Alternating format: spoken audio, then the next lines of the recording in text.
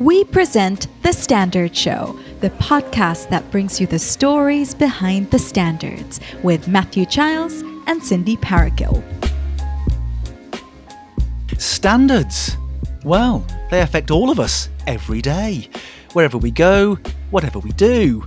By defining good practice, they help people, organisations, the economy and society to do things better. And every year, standards-making bodies around the world publish thousands of them for all sorts of things.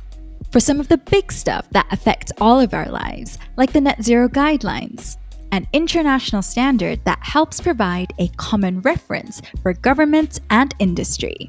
And it's not just the big stuff, it's the small stuff too. There's a standard for pen caps, which reduces the risk of asphyxiation if pen caps are accidentally swallowed by children. Amazing, really.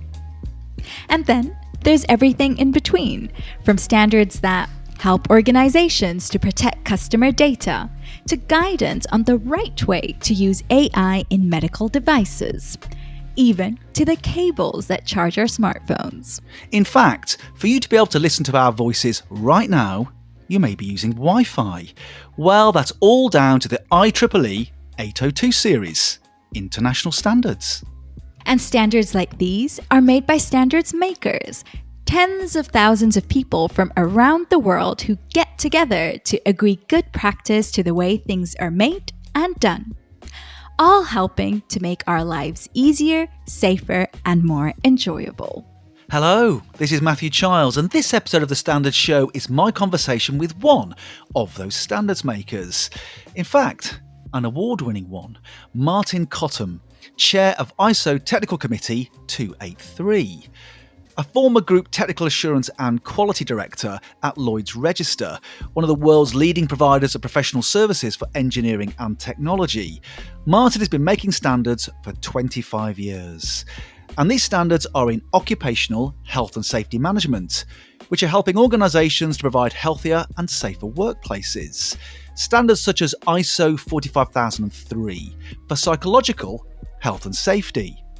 I spoke to Martin at a recent BSI Standards Conference, where BSI brings together standards makers, policymakers, academics, students, and everyone and anyone really who is interested in discovering and debating about how standards are shaping our modern world. I asked Martin about why he is a standards maker, the impact it's had on his career, and also about his proudest standards making moments. But we began at the beginning. I started by asking him, how did he get started on his standards journey? Now, Martin, tell me, how long have you been a standards maker? How long have you been doing this? And also, when did your journey start? I think the answer, Matthew, is since 1998. So I guess we're around the 25-year mark. I got involved in standards work because it was relevant at that moment to my day job. I worked for 31 years in total for Lloyd's Register, the Ship Classification Society, which at the time included the certification body LRQA. And I had just moved into a new position in LRQA, having been asked to develop an assessment and certification scheme for occupational health and safety management systems, because those schemes just didn't exist around that time, and many certifiers were finding that their clients who were familiar with that process for quality management and environmental management were asking the question, where is the equivalent assessment process for our occupational health and safety management? And the problem was that whereas for quality and environment there were standards against which to do that assessment, that wasn't the case for OHS. We only had a British guidance standard, and so that presented some challenges. And so it was suggested to me that it would be really interesting to get involved in the British Standards Committee for OH&S, which was where the discussions were taking place about whether there should be such a standard and whether, in fact, at international level there was the possibility of the UK proposing that type of development. So that's how I got involved. And as anybody you speak to about standards work will tell you, the entrance is easy to find and the exit from the world of standards is much more tricky to locate. As the Eagles say, you can check out but you can never leave. That's the thing, Martin. I just wonder, you talked about some of the motivations there for getting started. Are your motivations for staying involved the same? Completely different, I would say, Matthew, not least because my day job moved on, and probably for the majority of the time I've worked in standards, the direct relevance to my day job had evaporated. I was fortunate to work, of course, for a safety organisation owned by a charitable foundation, which recognised the value of my continued involvement and was happy to support that. But no, for me, the real reason I've stayed has been the sheer enjoyment of doing it and the learning opportunities that it's provided. And that's kind of in two ways. Learning more and more about the challenges and the whole world of OHS. So the technical discussions always bring out new perspectives when you're working with colleagues from up to 100 countries. There's always, and across a wide range of sectors, you can never have the experience that all those other colleagues bring to the discussion. So if you're curious, there's always the opportunity to learn. But I think for me the second reason I stayed was I used to say to colleagues that when I was away doing standards activities, that was my continuing professional development, because certainly as a facilitator, as a chair of a committee, as a convener of working groups, the skills which you have to practice and develop to organise groups of diverse people to come together and to reach consensus when constructing standards and best practice guidance. It is a skill which certainly in my career has been hugely valuable in the day job, and the opportunity to practice it in the environment of standards has been hugely beneficial. You talked there about learning and development, and you mentioned your career. I want to ask you about that. What sort of impact has being a standards maker made to your career? I think it's made an enormous difference, because I can only put it down to the amount of practice that I've had in active listening to people potentially often speaking, of course, not in their own native language, but speaking in English, and trying to help shape a discussion by understanding different people's perspectives and then suggesting to the group where there may be opportunities for where the common ground may lie, and pulling out the issues that need further debate. And all of those skills, I think, have enabled me to do a lot of things in my day job, which without them I might well have struggled to do, because I think it's no coincidence that those came to be recognised as some of the core skills I brought to the day job, and I don't think that happened by accident. I just wonder, Martin, given all your experience over the years now in working in standards, there must have been two or three really, to pick your proudest moment. What have you been most proud of in your standards making career so far?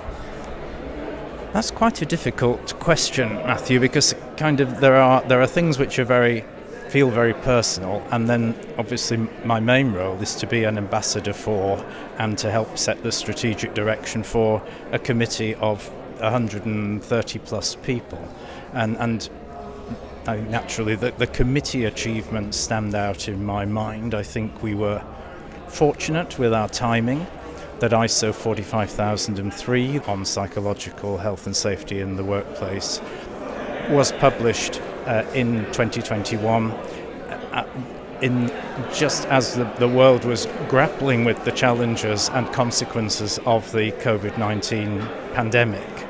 And for many reasons, of course, that shone a spotlight onto issues which had been becoming ever more evident, but perhaps still not getting enough attention around workers' psychological health and well-being. And I think the pandemic contributed to breaking down some of the taboos, which meant that this suddenly became a perfectly legitimate and necessary topic of conversation, and that's something which organisations couldn't ignore. And it's given me the greatest satisfaction, I must say, to see the quite prominent role which ISO 45003 has played in that awareness raising and in driving that agenda forward. And I look at the many webinars, seminars, events that take place now that I see every week on LinkedIn and elsewhere, citing ISO 45003, and the progress being that these are not events organised now by ISO itself or by national standards bodies like BSI. These are events organised by all sorts of other organisations who have found and recognised the value in that document. Now, Martin, as you know, standards are made by people sitting around a table to discuss what good looks like, and we encourage people to become standards makers from all stages, all career stages and all ages really, all backgrounds. I just wonder what you might say to someone who is thinking about getting involved. What would your advice be? I'd say go for it and don't be intimidated to put it off or think that you shouldn't be in the room, and don't entertain any sense of imposter syndrome, which I think can be a bit of a challenge perhaps at one's first couple of standards meetings. Certainly in a well-run committee there should be every support to new members to contribute from the get-go, and for other colleagues to recognise the value of the fresh perspectives that new members can bring. And I would particularly emphasise that in respect of younger people. It's still, sadly, in some committees a case of looking around the room and being a little queasy about the average age of participants, to which I make my own contribution in raising the number, I have to say, raising the average.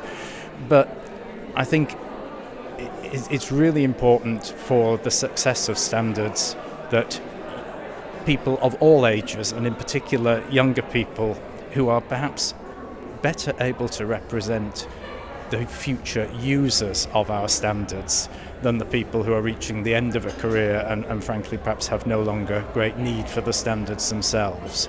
So I'd really encourage people to get involved and to play their part in that constructive dialogue where younger people may bring a different perspective to older colleagues in the room about what is needed for the future. We try very hard, and I hope we almost invariably succeed in creating a respectful atmosphere in which all views are recognised as having value, and certainly where that's not the case it needs to be called out. But I think, by and large I would be confident in saying that there's a huge contribution that can be made and which will be very much appreciated by anybody who newly joins a committee. Just wonder, Martin, I asked you earlier there about some of your sort of proudest moments. I just wonder if there's any particular sort of single event that took place or single moment in your standards career that you wanted to pick out. Well, I think perhaps just one, Matthew, which is relatively fresh in my mind because it's only within the last 12 months, and that was having the pleasure of representing the committee and attending ISO Week in Abu Dhabi in 2022 to receive on behalf of the committee ISO's prestigious Lawrence D. Iker Award, granted to our committee, a sort of Committee of the Year award, if you like, with a focus on leadership and innovation. We're a relatively young committee compared to many, formed in 2018, often held up to comparison with much longer established committees which have got their act together over a much longer period of time, and I'm thinking of course of the committees that are responsible for sister standards like ISO 9001 and 14001, and we're very much the new kids on the block. So it was, I felt it was hugely encouraging and a source of inspiration, certainly to me, but I hope to all my colleagues, that we received that recognition just 4 or so years into our 5 or 6 years into our existence, of being recognised for high performance. Well, congratulations to you and the committee on that award, and also thank you so much, Martin, for being a standards maker. Well, it's a real pleasure, and I think there's a few more years of standards activity ahead of me, to which I look forward, Matthew. So, if like Martin Cottam, you too want to build healthier, safer and more inclusive workplaces, or if you want to create smarter transport solutions or get to grips with AI governance, or maybe you really want to make a difference in the field of nuclear fusion or baby feeding products, or maybe managing food waste, whatever your thing, get involved in standards. We welcome applicants from all fields, backgrounds and career stages. Our goal is a simple one, to have a balance of views around the table. So start that standards journey now. Visit bsigroup.com/get involved. Details are in the show notes. And the show notes are also where you can find details of our socials and all of the other ways to get in touch with us here on The Standard Show. You have been listening to an episode of The Standard Show with Matthew Childs and Cindy Paragill. Subscribe to The Standard Show now, wherever you get your podcasts. You just heard a Stripped Media production.